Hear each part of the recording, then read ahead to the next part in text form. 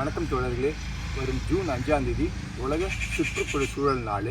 அந்த சுற்றுப்புற சூழல் நாளில் நம்ம கண்டிப்பாக இயற்கையோடு ஒத்து போனோம். அதுக்கு நம்ம முடிஞ்ச அளவுக்கு ஒரு சில செடிகள் மரங்களை நடலாம். நான் சமீபத்தில் கேரளா போயிட்டு வந்தேன். இந்த கேரளா போகும்போது ஒரு சில மரங்களும் வீட்டுக்கு தேவையான அலங்கார செடிகளும் வாங்கிட்டு வந்திருக்கேன். நான் கேரளாவில் வேகமான் மலைக்கு போகும்போது ஒரு ப்ரைவேட் நர்சரிக்கு போனேன். அங்கே இந்த தேவதாரு மரத்தை வாங்கினேன். அங்கே கொஞ்சம் மரம் எளிமையாக வளரும்.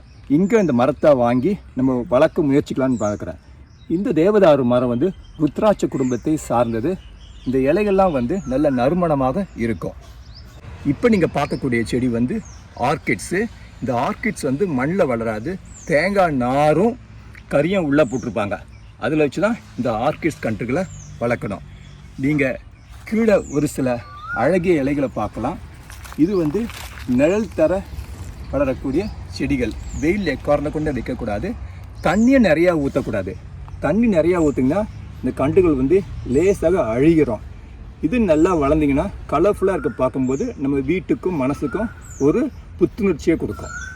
நான் விரும்பிய வாங்கிய இன்னொரு செடி பார்த்திங்கன்னா அந்தூரியம். என்னுடைய வீட்டில் பல்வேறு கலர்கள் இருக்குது. இது ஒரு double colour anthurium. Pink and white கலந்துருக்கும். இந்த ரகம் என்னுடைய வீட்டில் இல்லை, அதனால் இதை நான் வாங்கியிருக்கேன். பக்கத்தில் நீங்கள் அதே அந்தூரியம் ஒயிட் கலர்லேயே நீங்கள் பார்க்கலாம். இதுவும் நீங்கள் வளர்த்திங்கன்னா நல்லா அழகாக இருக்கும். நீங்கள் பார்க்கக்கூடிய செடி தொங்கும் செடி. இது நம்ம ஹேங்கிங்க்கு யூஸ் பண்ணலாம். இது இலைக்காக வாங்கிறது. இந்த இலை பார்த்திங்கன்னா கிட்டத்தட்ட ஒரு கூழ் வடிவத்தில் இருக்கும். இதை நீங்கள் அப்படியே வீட்டில் இடம் இருந்தால் மேலே அப்படியே தொங்க போட்டுடலாம்.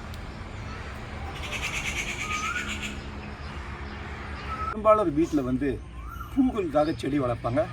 எனக்கு இலை அழகுகள் ரொம்ப பிடிக்கும். அதனால் பல்வேறு ஷேட் அண்ட் நிறங்களை கொண்ட பெகோனியா பிளான்ட்ஸை வாங்கியிருக்கேன். இது இலையின் அழகுக்காக நான் வாங்கியிருக்கேன். உங்களுக்கு பார்க்கும்போதே தெரியும்.